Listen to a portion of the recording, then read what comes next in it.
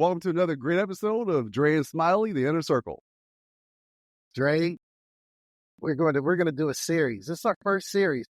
So this is a deep dive into the nuts and bolts of manufacturing and operations. We're going to explore best practices, innovations, and hands-on advice for manufacturing excellence, food safety, workflow efficiencies, and streamlined productions in food facilities. We're going to hear from coaches, industry experts, and continuous improvement professionals as they share their stories and insights that enhance manufacturing outcomes and drive production success. This episode is part of a shop floor operations improvement podcast series. It includes highlights for plant leaders and shop floor operators as they discuss strategies for optimizing manufacturing practices using data. Now, Matt Snyder, who's my friend and my colleague, he has over 20 years in food and beverage manufacturing experience. He's managed companies between 30 million on the small side. He ran his companies from 30 million to 1 billion in revenues. He consulted with companies up to 17 billion in revenues. He sold his first software that he built when he was 10. He sold his own software, and he deployed software for some of the largest companies in the world. With that, Matt, first and foremost, thanks for being on the podcast. And how do you do all this? Tell me, what does that mean to be a manufacturing expert? And what did you create? I think the crazy thing about me is I'm just never satisfied with what I've got. And so I just continue looking for opportunities. And, you know, I started building software, honestly, when I was 6. I built my first computer at 6, really started working with my dad, going down the development pathway. So, I sold my first product. It was actually kind of like a strewn together hacking spoof program that basically allowed you to take over somebody's their optical drives, physical drives on their PC. And so, it was definitely probably an illegal program. I'm not sure how I should probably walk that back, right? It was perfectly legal. But I ended up selling part of that when I was about 10. And I've been building software ever since.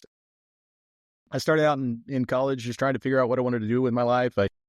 I got a degree in biomedical sciences, went back for chemical engineering. Then my grad work was all math. And so I just kind of, I've always had like a data-driven component to me. I've always had the desire to see a little bit more and also, find a way to analyze things in a quicker or closer to when they happen. And so as I was kind of fledgling through my program, had no idea what I wanted to do with my life. I got offered it wasn't my first job in the food industry because I was already working in the facilities at this time, but I got offered my first managerial role, basically take over the labs of a food company. And had, the science background, the engineering background, and they were like, hey, we really need some help on this side. And so I was like, I don't know if I want to do that. I'm kind of working on this program over here. I want to finish up. And then he said, we'll pay you money. And I'm like, oh, you'll pay me money. Oh, wait a second. That's a different motivator. And so I ended up taking the job. And within 3 months, I was managing that plant, which was a pretty crazy kind of, rise, if you will. But more than anything, it was probably me being taken advantage of. And so I felt the brunt of it. My work week was ridiculously long, but I had so much information in these individual pieces of equipment that I could not talk to. I couldn't see. And so I set out, how do I do that?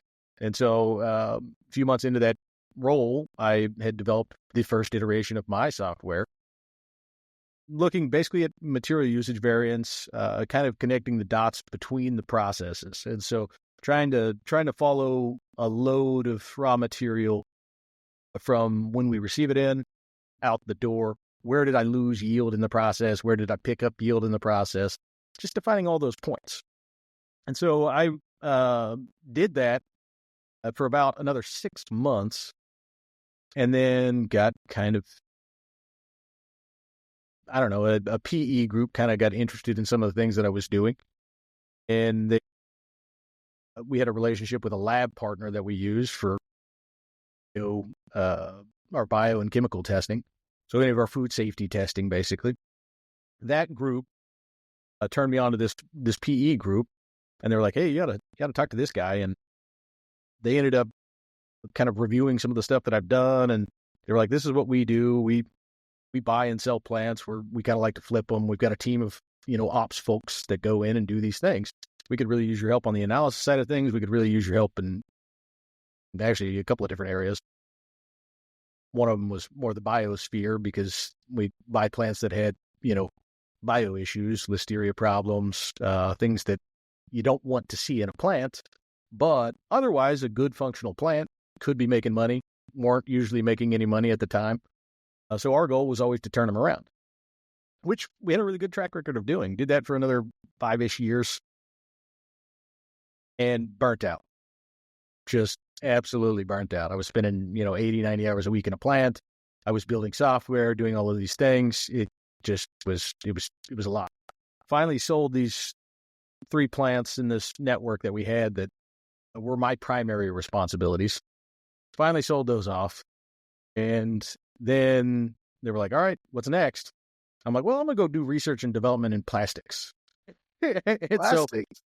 So I took off. I didn't want to move to Memphis. Nothing against Memphis, but I had just built a house in Omaha, and I was really excited about that. My wife had a really good job in Omaha, so we were just kind of doing the thing. And so I got offered a kind of an R&D role at a plastics manufacturer, and we did food containers. So a lot of biofilms, anything from ice cream to butter to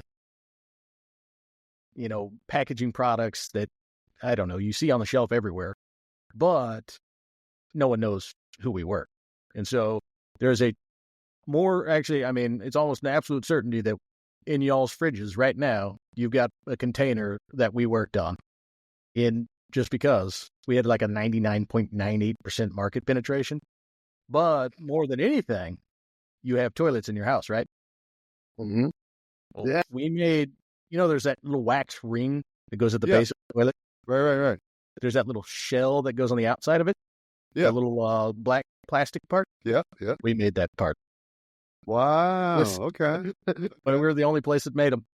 And so, if you bought a toilet in North America, you had, I think we called it an H34 at the time. But, yeah. Interesting. So you got food on one. You got the food coming in on the one side, then you got the plastic coming out on the back side. That was a closed loop. Exactly. Full service. Full life cycle, And then after that, I got kind of bored on the R&D side of things. Wanted to get back in the plant side of things and kind of continue my software development, and really kind of found a home with a much larger organization, ran their operations and analytics for a number of years.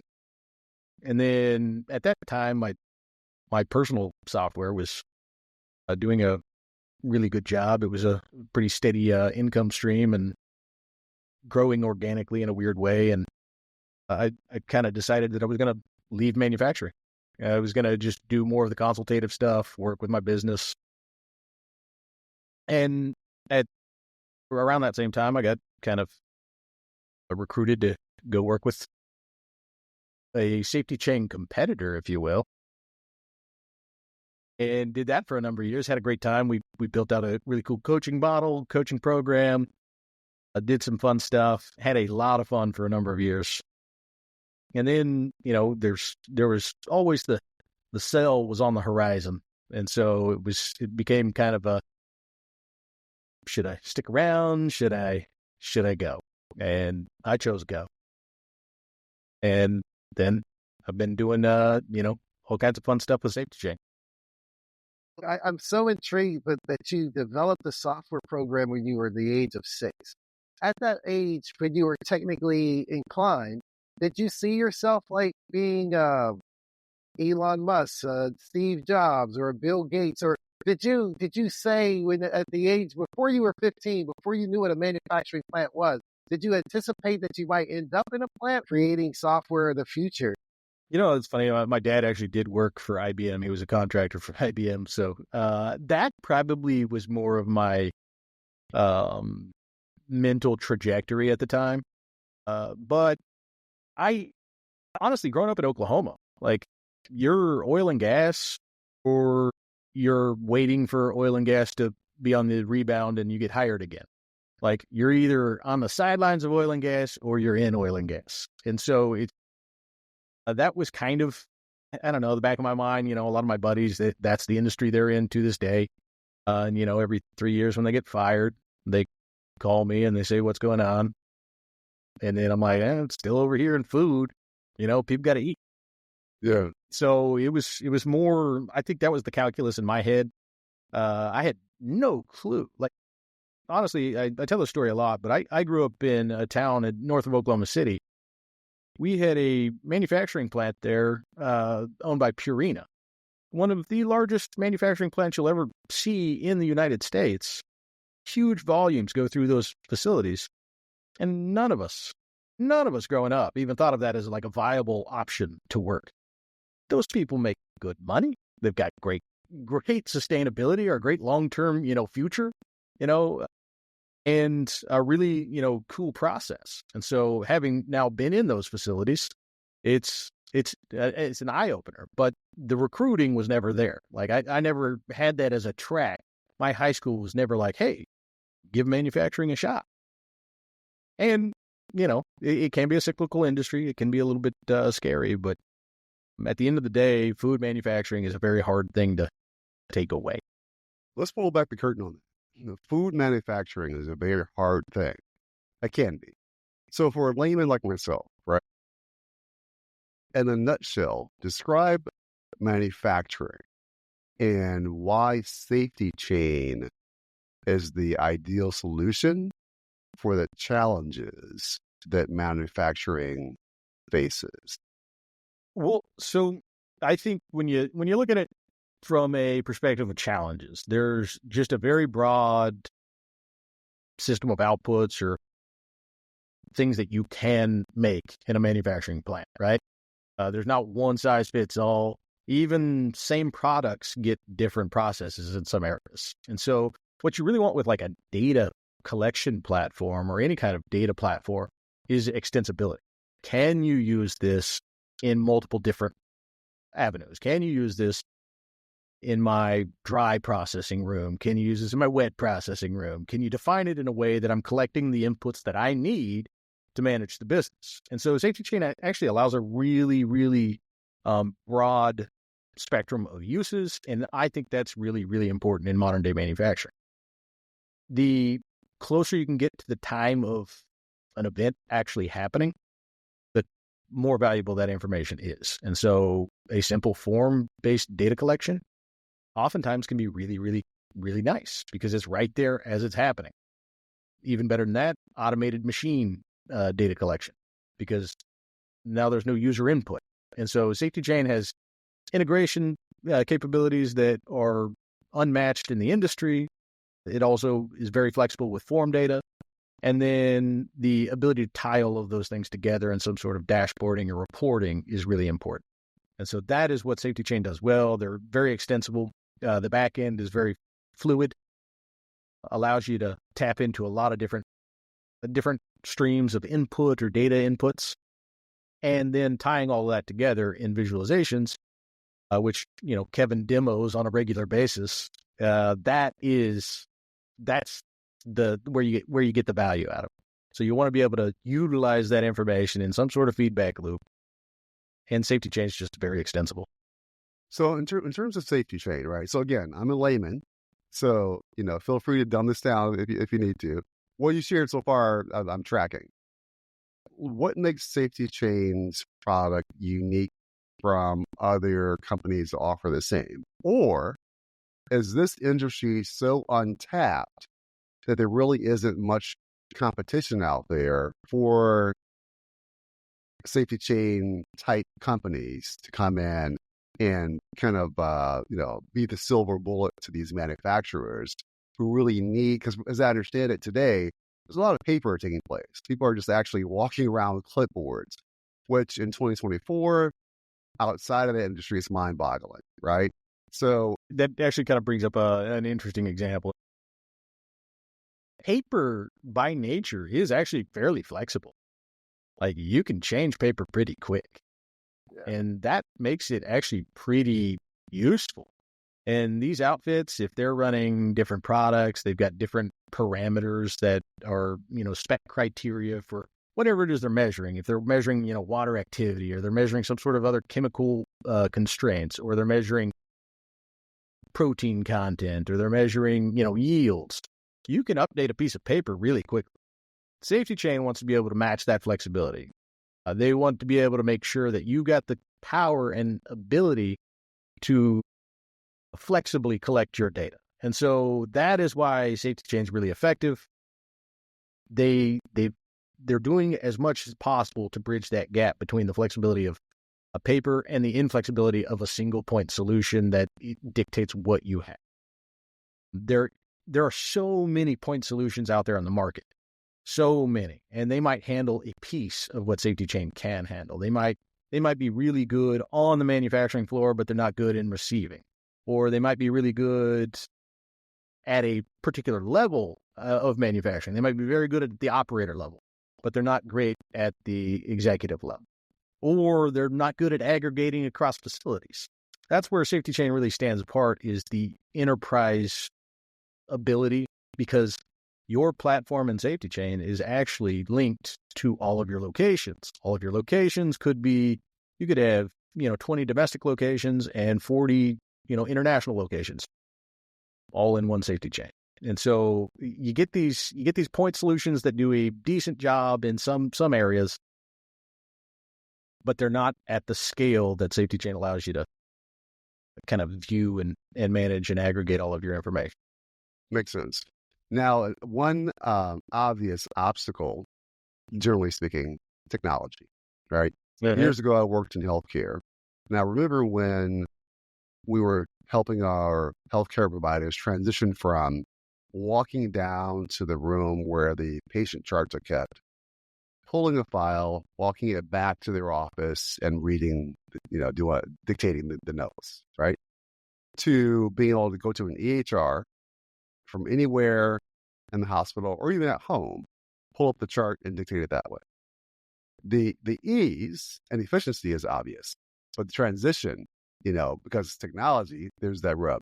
Talk to me about how you guys, the obstacles you face in terms of teaching this new technology and how you guys overcome that with your customers.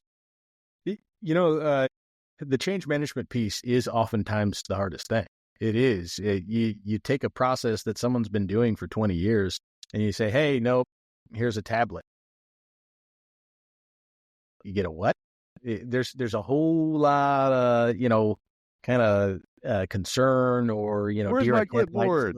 Yeah, exactly. I've been carrying around for 30 years. I kid you not. I have put a tablet on a clipboard for an operator. I have literally handed him a clipboard with a tablet slid under the big metal bracket just so he felt more comfortable. I'm like, look, that familiarity, right? That familiarity of having something there they somewhat recognize. Makes sense. Makes sense. But ultimately, the design goal is to make it as seamless as possible. And so if you can hammer out, like on paper, a really common thing that you're going to put on your paper is who does what. What's my name? So every single check, I'm going to sign my name. Every single check, I'm going to put the date. Every single check, I'm going to put, my initials. Those things can be digitized. You can eliminate redundancy by putting them in a kind of a secure mechanism that says, hey, user XYZ was logged in. That's who did the form. And digital signatures, once you get into the verification portion of it, digital signatures are just as accepted as non-digital signatures. And so once you can get past that hurdle, really you need to make sure that the ease of use is there. And once you get kind of like a couple of quick wins, hey, look at how much quicker it is to fill out this form versus your old paper form. Look at how less wet this is. Well, there's no beef juice on your paper anymore. Now it's on your tablet, which you can wipe off. Yeah. Now, I want to circle back to something you said earlier, Matt, because on our show previously, we had some private equity PE representatives. We also had some real estate house flippers on our show, and you actually blended the two of them together. You said in your formal life, you were working with a PE firm and you were flipping manufacturing companies. And for our audience, if you can you explain when you see a plant and you're flipping it? You look at this plant ABC in Pennsylvania. This is a good plant because of these three reasons. This is a bad plant for those three reasons. So there are a ton of metrics that go into analyzing what you might or might not want to buy, and is it for sale? And so typically we had kind of like a checklist that we developed. It was in a domain that we felt comfortable in. And I was over mostly the beef, pork, and poultry further processing side of things. We did some stuff. We did some fruits. We did some dairies. We did all that kind of stuff. But my main wheelhouse was more on the beef, pork, and poultry analysis. And so we do a bunch of pre-reads, a lot of business analysis, how steady has volumes been, how consistent is the customer base, are they constantly striving for new deals to replace old deals, that kind of thing. And so you go through your typical vetting that way, but also we're typically buying more of a distressed groups that might have a good book of business but aren't making much money right now. That's second generation, family owned. Their kids might be ready to get out. And so we look for targets like that. And then once you get in the door, you make a little bit more of the assessments on people versus process versus, is the business itself solid enough? Do we need to go out and seek more sales? Do we need more volume to fill the plants? That kind of thing. And we had a pretty sizable network. We could usually navigate. We'd buy into a segment that we knew we had a potential fill for sales volumes or sales voids. But at the end of the day, you're really trying to figure out, is it a segment that's sustainable? Is it a segment that we think is growing at a clip that might make this investment work? And then typically, how quick do we think we can deliver? And so we're looking at timelines of like 2 years, 3 years. Can we get this thing to a positive EBITDA where you're really, really cranking out, or you're making good money on the existing book of business, plus your connects or whatever that could fill the volume. Now, when I first met Matt, Dre, he would tell me, he's like, the operator, the supervisor, the plant manager wants to know, did I have a good day? Am I having a good day? Or was yesterday a good day? So he would always say, when I come in at 6 a.m. or 7 p.m. or whatever time, because it could be 3 shifts in the plant, am I having a good day or am I having a bad day? So if we could dive into that, when you look at that from a KPI, a daily real-time metrics, what's the top 3 things that says, you know what, we're having a fantastic day versus there was a listeria outbreak and my metal detector failed 12 times. I got all this, and I'm having a horrendous day. So number one, right, we sell the stuff. So order fill is really, really, really important. Are we hitting above 99% order fill? That's a good metric that I'm always looking at. But in real time, there are a lot of things that affect that and change the trajectory of your day. And so you've got to measure what it is that's happening in real time or as close to real time as possible to determine whether or not your throughputs, specific KPIs, how fast is my machine running? How fast should it be running? How much product is coming out versus how much product is coming in. So we talk about things like material usage variance. That's a really important metric for us to measure. And that's kind of what happens in the process. I've got, 100 pounds of raw material. My cost model, which, is developed by all the bean counters out there, the accounting folks who've never seen the plant, they're the ones that put that kind of stuff together. And so am I hitting my cost model? So I've got 100 pounds of raw material. I expect on the other side that I'm going to have 88 pounds come out. And so there's a benchmark that I'm looking at, right? And it varies by industry. It varies by, line. It varies by specific products, all of those things. But you've got to have some sort of KPI that you're looking at, key performance indicator, KPI. But as long as you're measuring those KPIs against your cost models, then you can say you're having a good day. Like, and green to me is money, right? And that, unfortunately, I mean, we live in a fairly capitalistic place. That drives a lot of the things. And so we're looking at metrics that hit that bottom line. Did I hit my yielded cost? Did I hit my throughput numbers? And did the orders go out the door? Like, did they actually, sitting in a warehouse doesn't do me a lot of good. If I built a bunch over my particular order, if I overfilled, can I sell those, if I was supposed to make 100 cases and I made 120, are those 20 eating my margin on the 100 that I actually sold? And so there's a lot of different things that go into those types of calculations, but really important in the nitty gritty, the operator, the person that actually puts the thing in the box that we sell, those people need to know what's slowing them down, what's hurting them. They should be more of a primary focus in most of these, manufacturing execution systems, any of these platforms that you're trying to measure some of this stuff, because they're the people that actually affect the bottom line the most. They touch every single thing that goes out the door. Mm-hmm. So something you shared, which makes complete sense to me in terms of the KPIs, et cetera. Having a background in corporate America myself, one thing that some people don't recognize, you can't change what you don't measure, right? So if someone's like somebody said, "How's your day going?" "Oh, it's going great." "Well, tell me about that. Why is it going?" "It just feels good. Just feels good."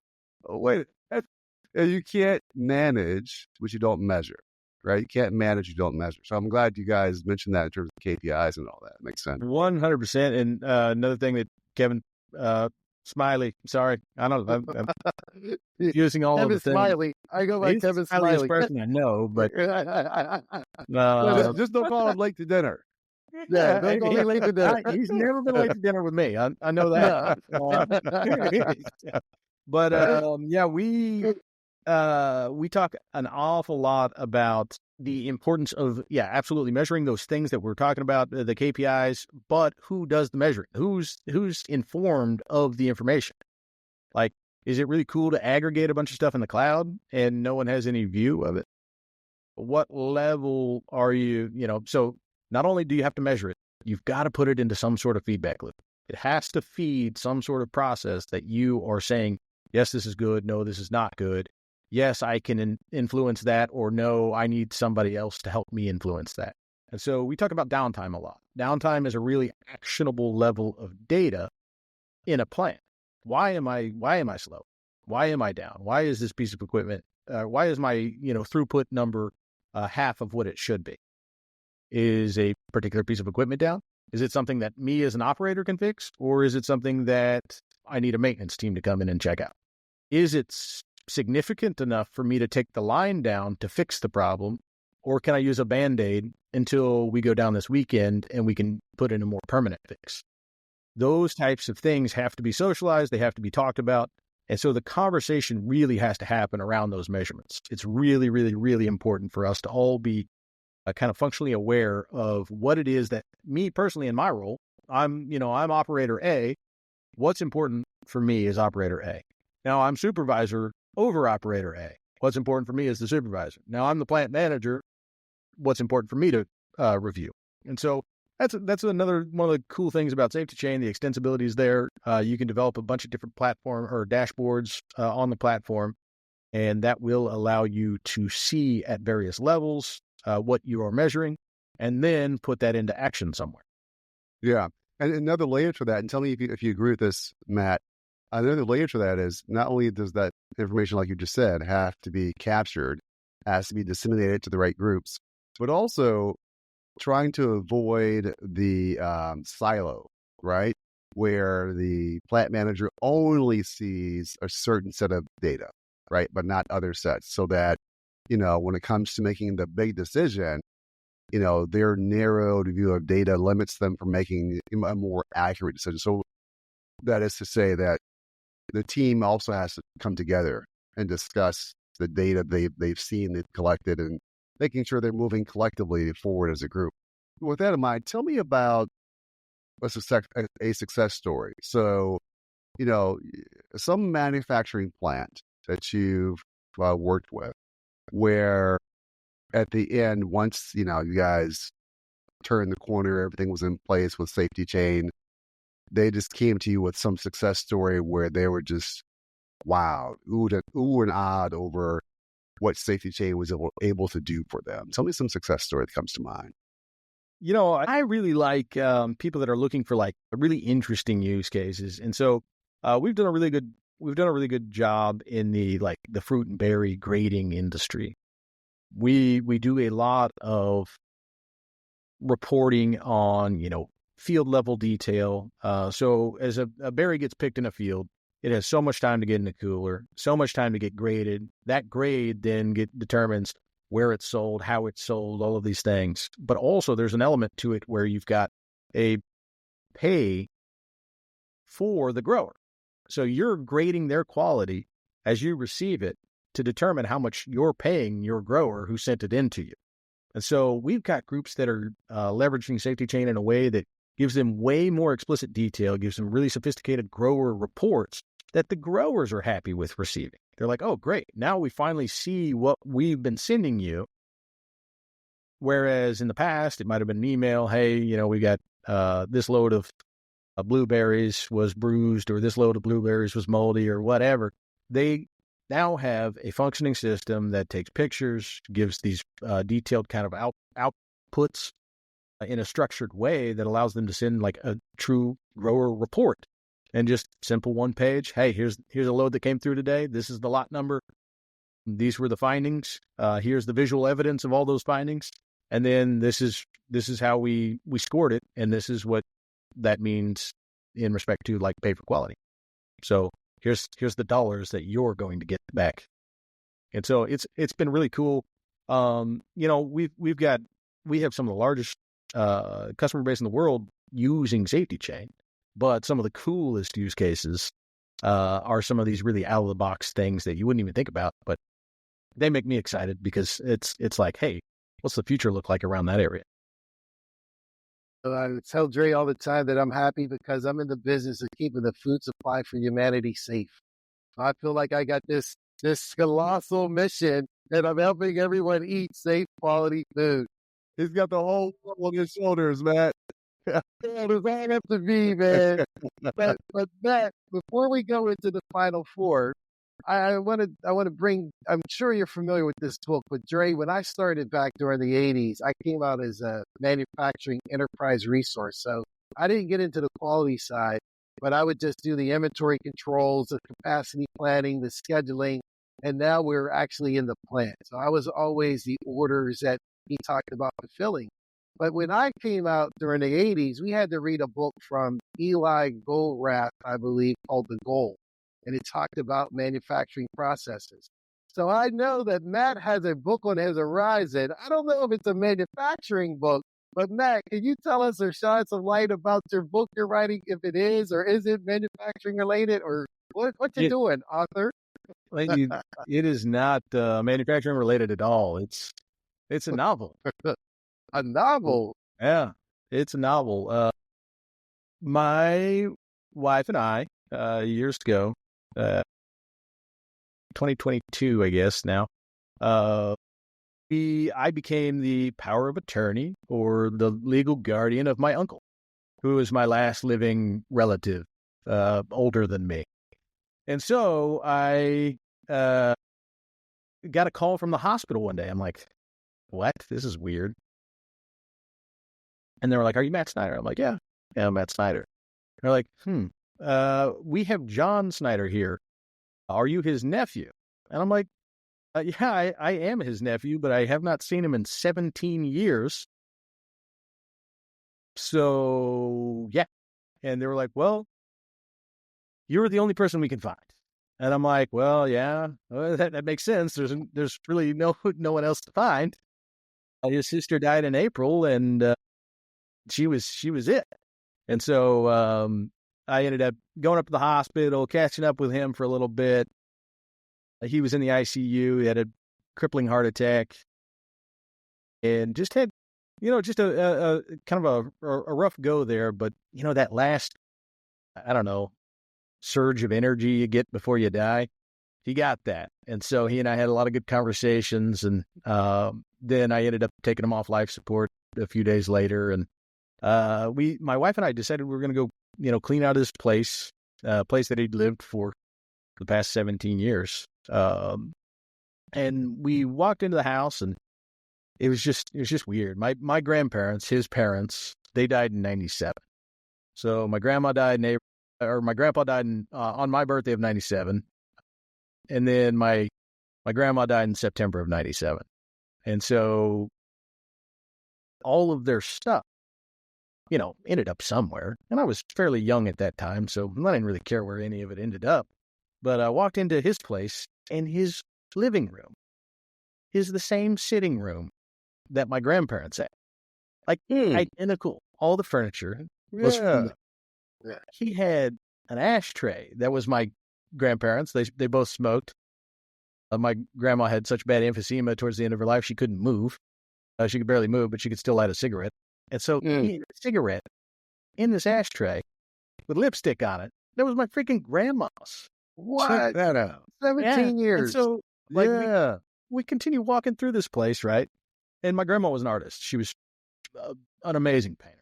And so he had a lot of her paintings, had, kind of quite a few different, things that I recognize from my childhood as being, just family heirlooms or whatever. But we get into the kitchen area where his dining table was, and sitting at the table, he had what, turned out to be a chair for everybody. But he also had he had his chair, which sat, facing the table. And he had a picture of my grandpa, a picture of my grandma, a picture of my dad, and a picture of my aunt, all facing him in a way that he had just reconstructed this ended in time. Yeah. So this story is about that. It's about that kind of estrangement. I hadn't seen him since my dad's funeral in 2005. He ended up right after my grandparents died. He was the first 3-strike offender in the state of Oklahoma. So he had all the money in the world, but got busted with drugs. And he was the first 3-strike offender in the state.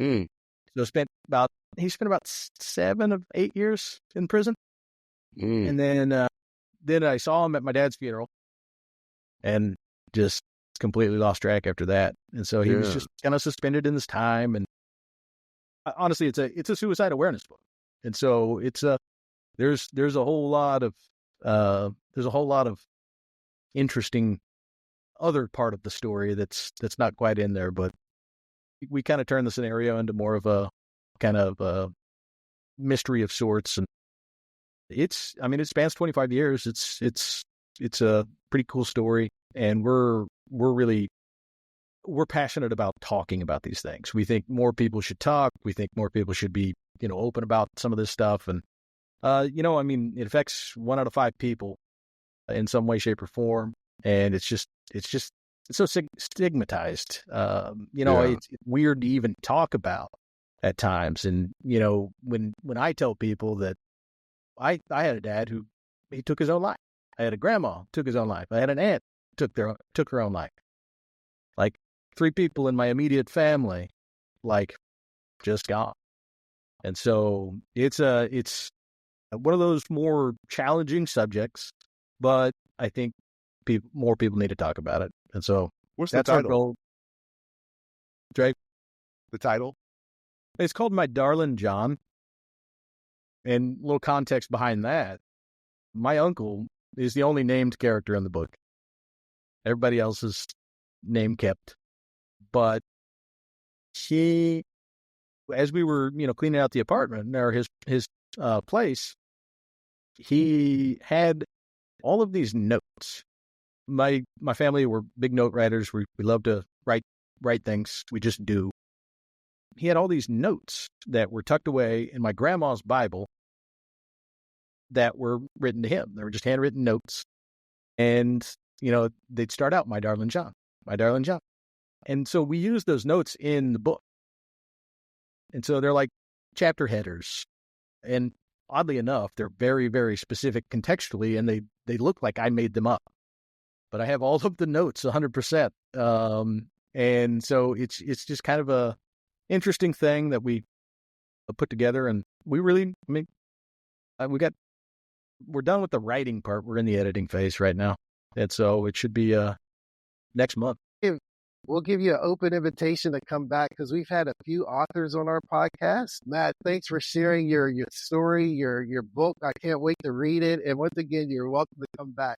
With that, before we go into Final Four, is there anything that we didn't ask you that we should have asked you about manufacturing, about your book? I don't think so. I mean, I'm just happy you guys had me on. I love talking to people. So, all right, awesome. So here's the first one. We'll do the book podcast. I'll bring my wife too. There you go. We love it. Thank you. She's an open invitation. So from the first Final Four, what is the best manufacturing environment you worked in, and what made it the best? Why? I think the most fun for me was a challenging bacon operation. We basically did microwave bacon,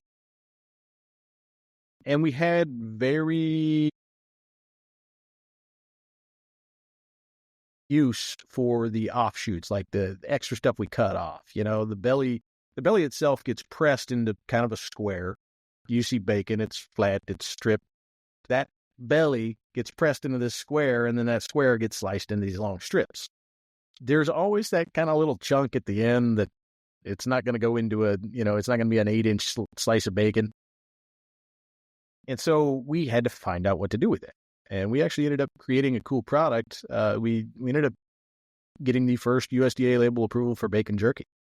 We tried to pitch that to Jack Links. They shot us down.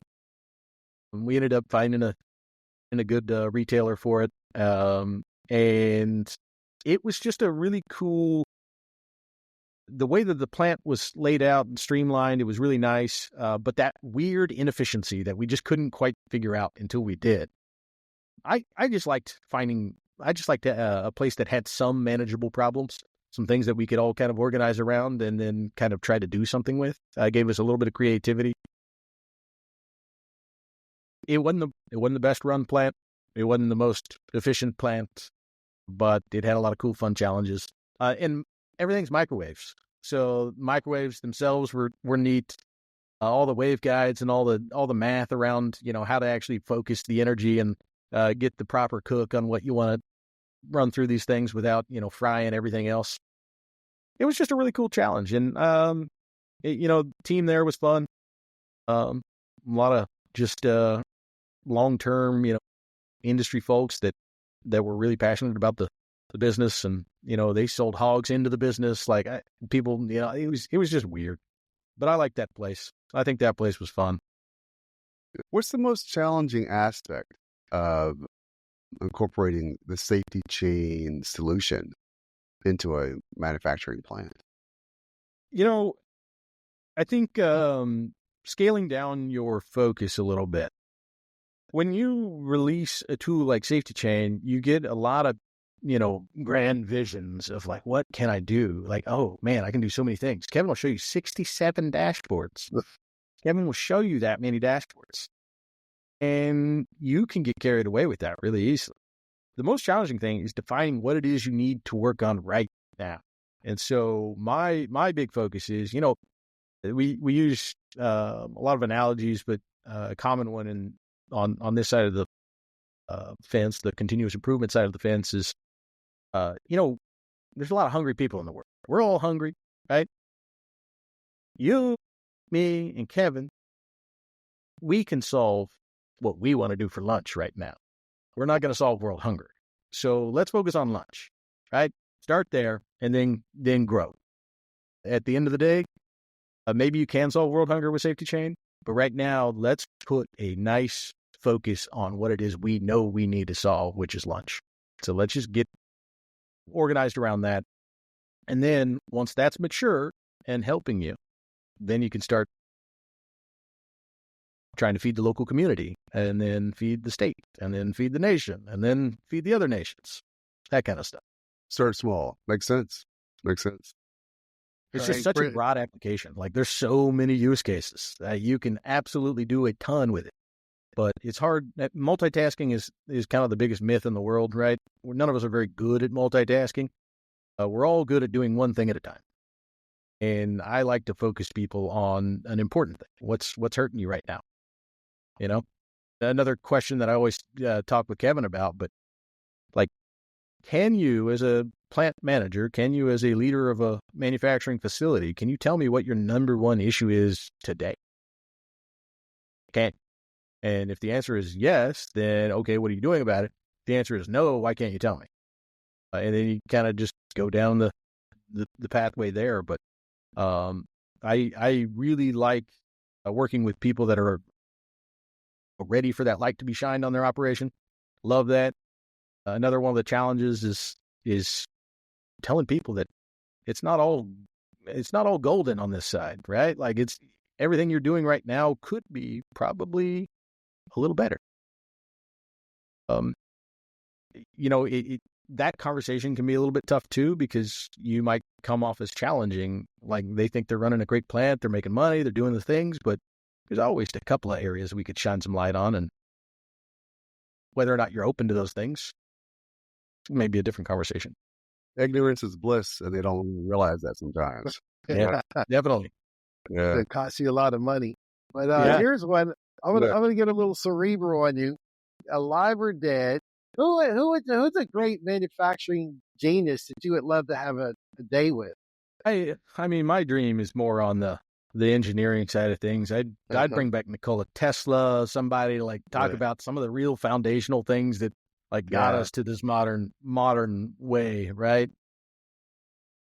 The people that are operating in spaces that are lesser known, some of the biofilms, there's some really cool groups out there that are doing, green-based research or, carbon capture type research. I'd rather talk to those folks, I think, than anything. That's right fair. now. I mean, the assembly line was fantastic. All the, go back to the early Ford days, like, again, leave out the, yeah, whatever he was. But that all stuff is really nice. But who's driving the modern new frontier? That's really what I'm interested in. And so, I mean, there's groups out of Norway that are doing some really cool stuff with, carbon capture. There's groups out of, the U.S. that are doing really cool stuff with sustainable plastics. I think I'd rather talk to some of those folks than some of like these big names that everyone knows. And then, I don't know, people that are funding innovation. And so, I'm probably, I don't know, I might be more Bill Gates than Elon Musk in that respect, because I like some of the sustainability efforts that the Gates Foundation is working on versus, don't get me wrong, I like electric cars.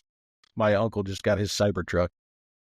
So, even though it looks like a refrigerator sideways. On wheels, I know. Yeah, just go over that refrigerator and put wheels on it. Like, Elon Musk did. Oh, okay. Some of this, Matt. So there's always the unexpected, right? In manufacturing or any other industry. As it relates to manufacturing, how does safety chain help manage through the unexpected? I think that's the data capture side of things. Like if you're recording it, again, if it's being live fed into a system that is visible to your operators, that unexpected is going to happen, but you're going to see it closer to when it happens. And so that is kind of one of the names of the game, is catching it as it's happening, catching it before, a lot of the industry is still in that 24-hour look back. They wait until today finishes and then they look at it tomorrow. And then they say, okay, well, yesterday we did this because of this. You can't fix what happened. You got to fix it as it's happening. And so the closer to the source of information and the closer to the time it actually happens, that's what allows you to affect these changes. And so safety chain is really good because we've got, as soon as something is contextualized as a record or as soon as something is in the system, it's available for visibility. And if you're utilizing the system well, you're going to catch these things earlier. And so, yeah, you're always going to have the unexpected. A belt's going to break. Someone's going to drop a pin in a blender. Like, these things happen. But catching it as it happens quick, and then recognizing that it happened, and putting together, a corrective action process around that, and trying to make sure that, whatever happened today doesn't happen again tomorrow. But yeah, close to real time, being able to analyze it as it's happening, I think is the best way to hedge against some of the mystery or some of the unknowns that will crop up, because they will every day. I want to thank you, man. It's been phenomenal. I mean, especially you kicking off this manufacturing series. Thank you for your wisdom, your expertise, and for tying together some of the other podcast guests we had. You talked about everything that resonates with our audience. Well, I appreciate you both. Thank you for having me. And yeah, I look forward to the next time. All right. Sounds good. Thanks for being on the podcast.